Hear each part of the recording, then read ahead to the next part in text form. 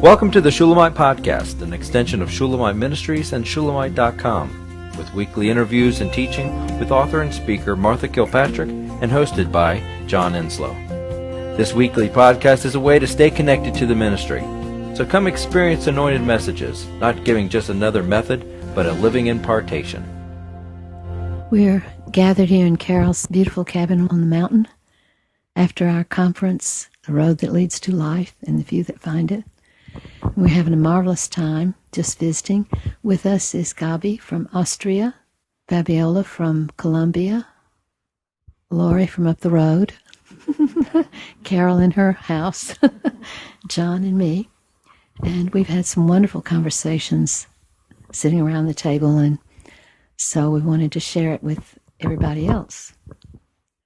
So we wanted... And you did one other thing. You did a miracle with your CD of the month. You came in and you were literally leveled from the revelation that you had seen. Mm-hmm. And I'm believing because of the revelation that came through the message that it was precisely exactly how you had to come to deliver that message, because you couldn't have delivered that message without being nothing. And so you came in as nothing. And then he literally infilled you, propped you straight up, and spoke this. You spoke for an hour and a half, hour and 45 minutes, and that's the longest. I don't have that much energy. That's the longest message you've ever done, and you were exhausted. I was exhausted because I got so excited about it. I've been on it for hours, and I was getting insights and it's very, very similar to what you did at the conference. You literally, you would come down, and you were at the zero, mm-hmm.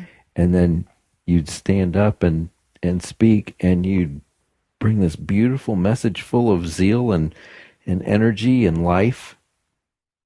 So it's a miracle every time. And literally, the message on the road that leads to life. It had a through line of the exchange life of Christ in you, the hope of glory of Christ living your life. And so that through line was made evident. You mentioned it several times in the messages, and you would say, you're witnessing a miracle. You're witnessing me literally living out this message before you. Mm-hmm. Yeah. We've been going through that really for a year and a half. I don't think we're ever going to recover from it. I think that this is the way we're going to live for the rest of our life. That's okay. That's okay. I'll get used to it. She says as she groans. It's really, I don't even know how to describe it, the weakness. I knew that I was so excited. I was spending every ounce of energy that I had. Mm. And I couldn't stop it because it was so exciting. And I was concerned. I'm driving you over here, and I'm crying. Yeah, because I felt so bad. And I was like, Jesus, I have to get on his page about it. I have to literally, because when I see you go through it, I can go through it. But when I see you go through it, it trashes me, and I feel awful. But I need to get on his page about it and just speak faith. I just need to speak faith and say he's coming big, because he always does. In proportion to the weakness. Exactly. Is this the power in which he comes. So I went to Carol's lovely bed for a few minutes. I was going to stay there 10 minutes.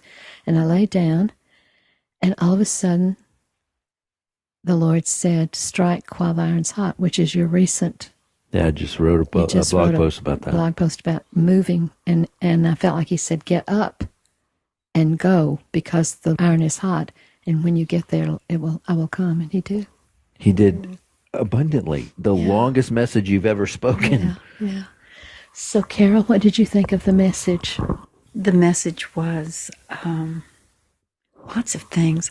The message was a big burden lifted. The message was freedom. The message was the solution to living. The message was him. And the message was and is the new covenant. And the message is the gospel, the gospel, which is Christ in you, the hope of glory. And Martha expounded it in such an incredible way and went into many areas I've never even considered that connected the Old Testament with the New, but at the same time separated the Old Testament from the New and put us absolutely in the New Covenant. And looking back at the Old Covenant as the symbols and the examples, the shadows and types. The shadows and types, thanks. Yeah. And everything that's in the Old Testament, as she said, is Christ, really, and pointing us to Christ. But it was just, it's phenomenal. It was an absolute freedom from the law into the law of the Spirit of grace and love and peace and all the fruit of the Spirit. The message that we're talking about is September's message of the month, and I don't know if we're going to be calling it the new worship. I don't know what it's going to be called yet, but it's September's message of the month, and I kind of feel like it's like a Dagwood sandwich. You've been building this message for years. You know, you did the Christ in You, the Hope of Glory that was in Ireland. You did The Way that was in San Francisco, California. You did the Christ My All that was in New Mexico. You did the Road That Leads to Life that was the recent conference. And every single message, it's not like they're canceling each other out. It's not like they're higher revelations so that you just listen to the last one. It's like it's building like this Dagwood sandwich. You know, it's just layer after layer of the revelation of it. And I'm blown away that he's so strong about that message and that he's delivering it so consistently now. I mean, it's literally, it's infiltrating everything that is coming out of the ministry. And when I finished, of course, everybody here was at the conference, and I said, this is like a continuation of the conference, because it's more revelation about his sovereign plan, and it was such fun to see it. It's an Old Testament example of the futility of man that God had to prove to us by story and by people and to us personally, that we cannot do anything to please God, and he has pleased himself. He doesn't require it, nor does he need it. He's pleased with his Son. As long as we let the Son be life, we're in absolute favor with God. Say that again. That's beautiful. As long as we let the Son be our life, we have God's pleasure with us continually. And all of us are looking for, you know, anyone who's seeking him is always looking for his pleasure, always trying to please him, always trying to get his smile and his favor. And you basically said, there's one way.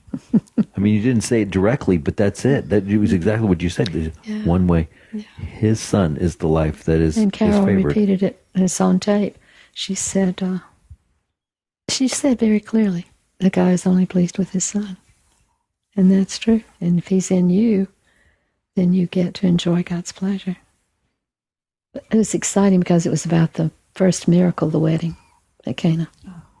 So I can't wait for people to hear it. I'm sure most people know the story of that. I'm sorry. I'm sure they don't. We hope you've enjoyed the Shulamite podcast. For all the latest from Shulamite Ministries, please visit us at Shulamite.com, where you'll find Martha's daily devotions, posts from GetAlongWithGod.com, and the online library of all of Martha's writings. At Shulamite.com, downloading the free Shulamite app is easy, and LivingChristianBooks.com is only a click away. Thank you for joining us on this journey to discover a God worth knowing.